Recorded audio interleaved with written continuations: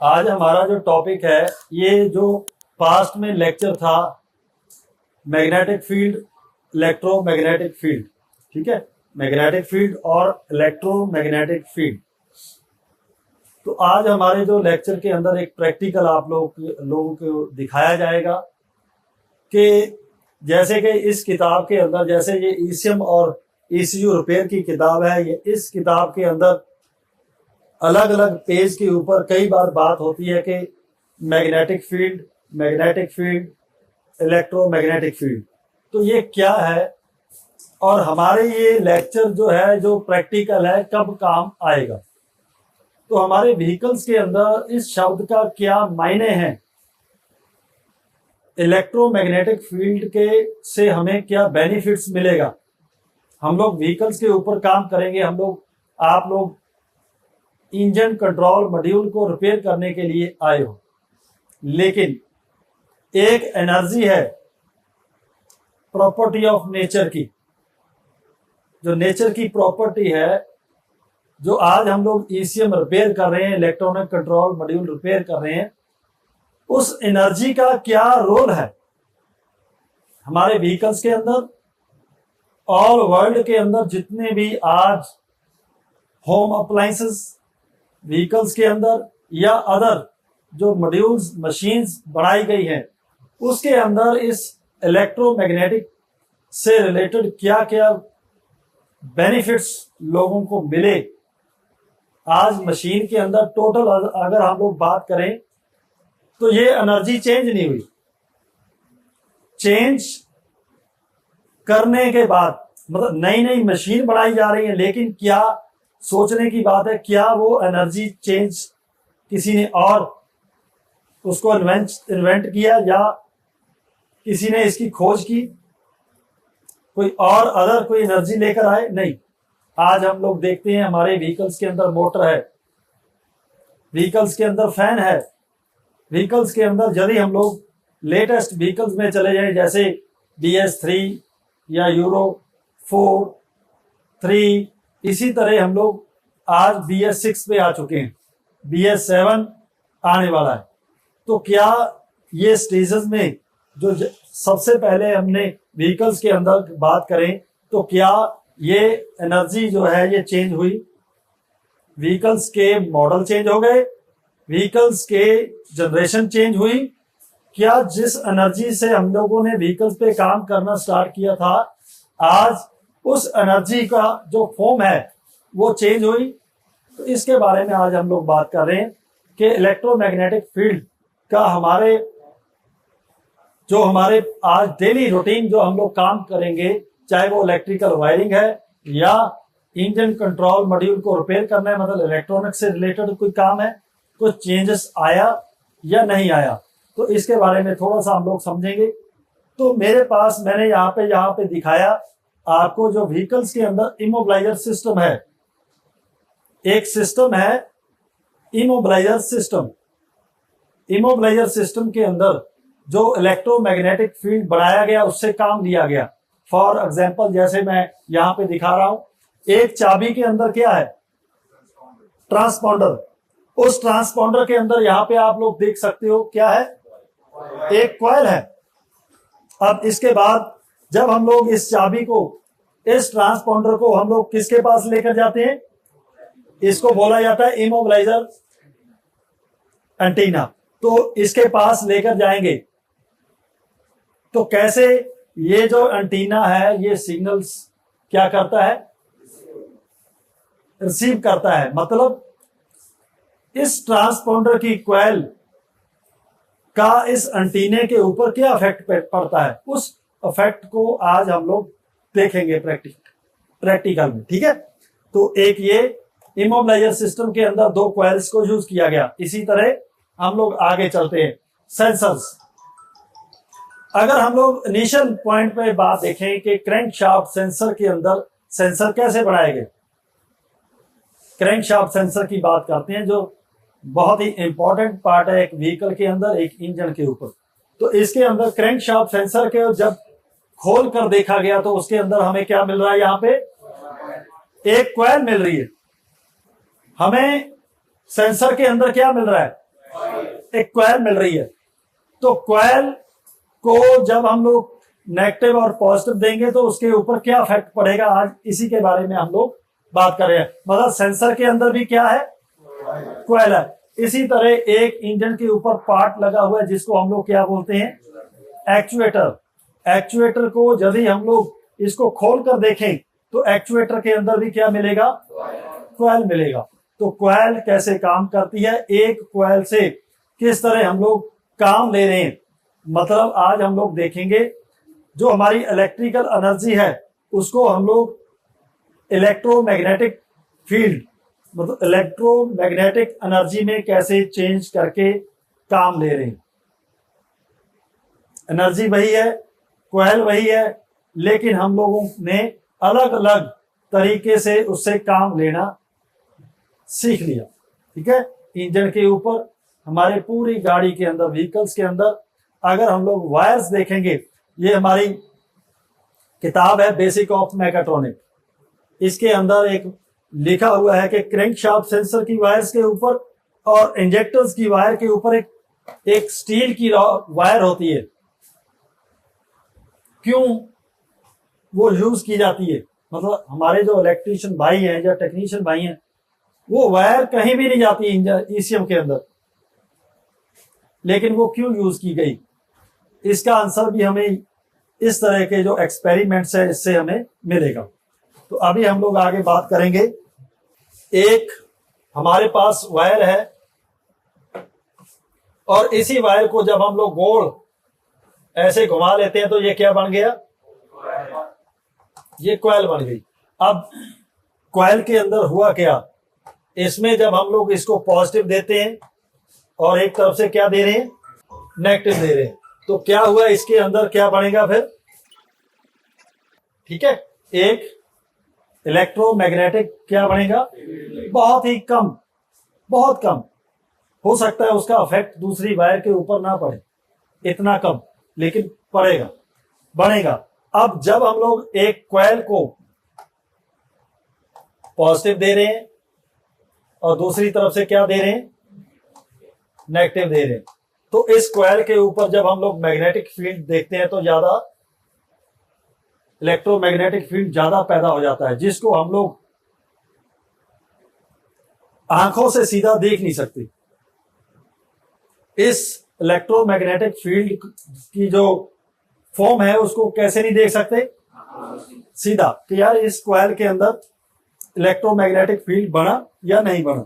जैसे मान लीजिए इसको मैंने दिया, इस कॉइल को हमने नेगेटिव पॉजिटिव दिया, तो हम लोग इसके प्रभाव को देख नहीं सकते, लेकिन प्रभाव को देखने के लिए कि कोई प्रभाव होता है, आज हम लोग बात कर रहे हैं कि जब हम लोग कॉइल को पॉजिटिव और नेगेटिव देते हैं तो इलेक्ट्रोमैग्नेटिक फील्ड के प्रभाव को देखना बहुत जरूरी है। क्योंकि मॉडर्न व्हीकल्स के अंदर, या यदि हम लोगों ने स्टार्ट करें, जो व्हीकल्स के अंदर सबसे पहला सेंसर था वो एक कॉइल, मतलब जब हम लोग इलेक्ट्रोमैग्नेटिक फील्ड की तरफ बढ़े, पहला सेंसर एक कॉइल से बनाया गया। उससे पहले मैकेनिकल सेंसर्स थे, मैकेनिकल, जब मैकेनिकल से हम लोग किस में आए, इलेक्ट्रिकल में। पहले जो इंजन स्टार्ट किया जाता था किसी भी व्हीकल के अंदर, तो सेल्फ स्टार्टर मोटर नहीं थी, बैटरी नहीं थी, मैं उस समय की बात कर रहा हूं।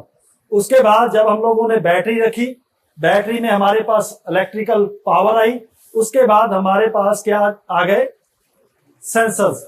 जो सेंसर्स बनाए गए वो बेस्ड इलेक्ट्रोमैग्नेटिक फील्ड के ऊपर आधारित थे। जैसे हम लोग एक कॉइल से उस सेंसर को बनाया गया, और आज तक, पहले सेंसर से लेकर आज तक इसी सिद्धांत पे काम चल रहा है। जब आप लोग हमारे पास आते हो कि हम लोगों ने इलेक्ट्रिकल वायरिंग की ट्रेनिंग लेनी है, ईसीएम रिपेयर की ट्रेनिंग लेनी है, तो ये याद रखा जाए कि जो पहले स्टार्टिंग में था व्हीकल्स के अंदर, बैटरी आई, बैटरी के बाद कुछ भी आया, आज तक जो बेसिक फंडामेंटल्स हैं, जो बेसिक मटेरियल है, सपोज करो जैसे कॉइल है, क्या कॉइल चेंज हुई, नो।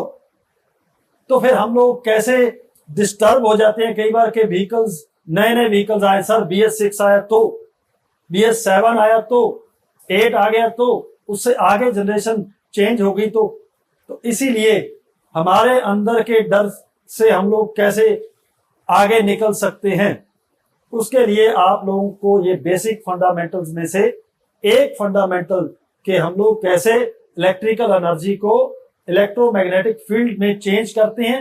इलेक्ट्रोमैग्नेटिक फील्ड चेंज करने के बाद एक कॉइल की हेल्प से हम लोग उससे किस तरह काम ले रहे हैं अलग अलग सेंसर से, तो आज हम लोग आपके साथ ये देख रहे हैं।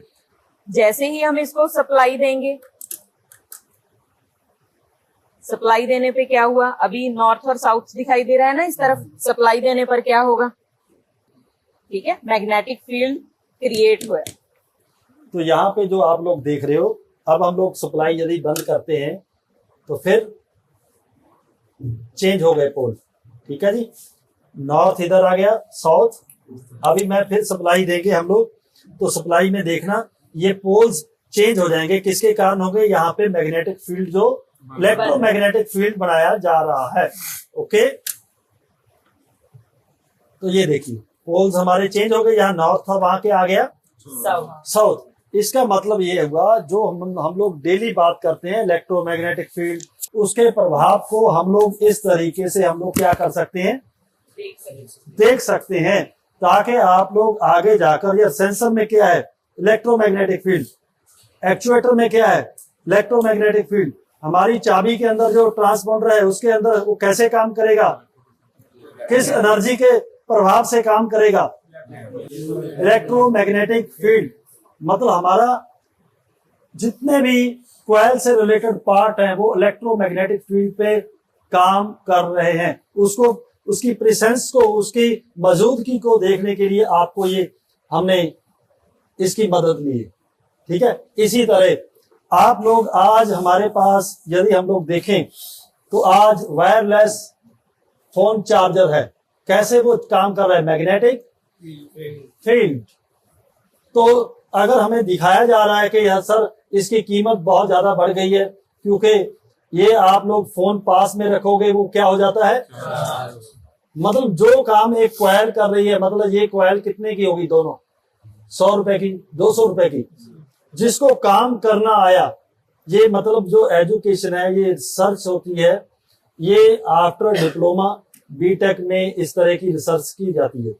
लेकिन जब हम लोग प्रैक्टिकल करते हैं तो ये रिसर्च हमें करनी आनी चाहिए, क्योंकि हम लोगों ने व्हीकल्स पे काम करना है विदाउट एनी ट्रेनिंग। हमारे जो थॉट्स हैं वो हमारे अपने होने चाहिए। मतलब मैं जब गाड़ी कोई रिपेयर करूंगा तो सोच किसकी होगी, मेरी अपनी। मैं किसी से क्यों पूछूंगा कि किस ईसीएम में कॉइल क्यों यूज की गई है। ईसीएम में कॉइल यूज की जाती है, क्यों की गई, कॉइल को यूज करने के कारण क्या है, वहां पे मैग्नेटिक फील्ड बनाया गया, इलेक्ट्रोमैग्नेटिक फील्ड बनाया गया, या किसी और यूज में लेकर आए। तो ये चीजों को अपने दिमाग में हमें खुद क्लियर करना है। तो इसी तरीके से अभी हम लोग बात कर रहे हैं कि कैसे इलेक्ट्रिकल एनर्जी को इलेक्ट्रोमैग्नेटिक फील्ड में चेंज करते हैं। उसके प्रभाव को देखने के लिए हमारे पास क्या है, दो ये कॉइल्स आप लोग देखिए। एक हमारे पास बैटरी है, बैटरी के साथ हम लोगों ने एक ट्रांजिस्टर लगाया। ये हमारे पास दो हम लोगों ने क्या लगाई, रजिस्टर लगाई। ये हमने कॉइल है जिसके टर्न्स ज्यादा हैं। ये हमने कुछ दूरी पे हमने क्या रखा हुआ है, कॉइल रखी हुई है। तो यहाँ पे हम लोग इसको लगाइए, हम इसको बैटरी से ऑन कर रहे हैं। तो यहाँ पे देखिए ये लाइट कितनी दूरी से ऑन हो रही है, ये दिखाओ सर। इसमें कोई आपस में कनेक्टिविटी है, इतनी दूरी से, मतलब कि ये कैसे ऑन हुई, मैग्नेटिक इलेक्ट्रोमैग्नेटिक फील्ड कहाँ पे पैदा हुआ, यहाँ पे इस कॉइल के अंदर हमने इलेक्ट्रिकल एनर्जी को इलेक्ट्रोमैग्नेटिक में चेंज किया। तो उसका प्रभाव कहां तक जा रहा है, मतलब कम से कम 1 इंच दूरी पे हम लोग उसका, ये देखिए ये बल्ब ऑन हुआ है। और अगर हम लोग इसको एक बार लाइट ऑफ करेंगे सर ये लाइट करना आप। देखिए ये लाइट रेड कलर की लाइट चल रही है दूरी से, मतलब ये कैसे ऑन हुआ? इलेक्ट्रोमैग्नेटिक। यस, अब हम लोग इसको नजदीक करते हैं थोड़ा। अब देखना लाइट बढ़ती चले जाएगी। मैं कीजिए, जब हम लोग इसको पास में लेकर आएंगे तो क्या बढ़ेगा हमारे पास? लाइट बढ़ गई। इसका मतलब जब जितनी हम लोग नजदीक आएंगे उतनी इलेक्ट्रोमैग्नेटिक फील्ड की पावर है वो क्या है? ज्यादा है, पावर ज्यादा है। इसी तरह हमारे जो इमोबिलाइजर सिस्टम है, ये पकड़ाना सर, इसी तरह देखो ये कंसेप्ट आपका ये इमोबिलाइजर सिस्टम का है। जब हम लोग इसके अंदर जो ट्रांसपॉन्डर है उसको कॉइल के पास लेके आते हैं तो इसका मतलब कॉइल में क्या है? तो इसका प्रभाव किसके ऊपर पड़ेगा? ट्रांसपॉन्डर के ऊपर पड़ेगा। उसी दोनों के आपसी रिलेशन से एक सिग्नल पैदा हो गया। ठीक है, तो इसी तरह आज हमारे सेंसर्स और एक्चुएटर्स काम करते हैं। एक वाल्व है, जब उस वाल्व से काम लिया जाता है तो इसी प्रभाव से वो आगे पीछे होता है। अब हम लोग एक और कॉइल इसके पास लेकर जा रहे हैं।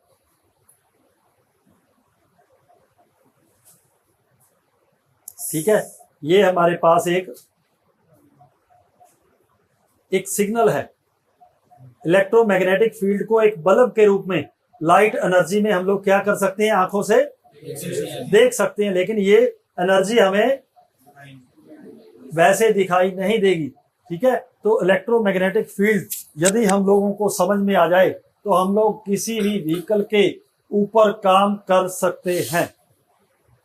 ठीक है, टोटल इसी तरह सेंसर बनाए गए, इसी तरह एक्चुएटर्स बनाए गए, इसी तरह हमारा जो अदर जो मॉड्यूल्स हैं, इसी प्रिंसिपल के आधार पे हम लोग उनसे काम ले रहे हैं। तो आज की क्लास के अंदर हम लोगों ने देखा कि हम लोग जो इलेक्ट्रोमैग्नेटिक एनर्जी है उसको कैसे देखा जा सकता है और हमारे व्हीकल्स के अंदर कहाँ कहाँ पे यूज करके इस एनर्जी को कैसे काम लिया गया, इसको हमने दिमाग में रखते हुए जब हम लोग सेंसर पे, एक्चुएटर पे या अदर जो हमारे कंपोनेंट्स हैं उसके बारे में जब हम लोग देखेंगे, सोचेंगे, तो हमें ये क्लियर हो जाएगा कि एक कॉइल से हम लोगों ने किस तरह अलग अलग उसके साइज को, उसकी शेप को चेंज करके एक कॉइल से काम लिया गया है और उस कॉइल के अंदर इलेक्ट्रोमैग्नेटिक फील्ड से हम लोग काम ले रहे हैं। तो आज की क्लास में इतना ही। Thank you.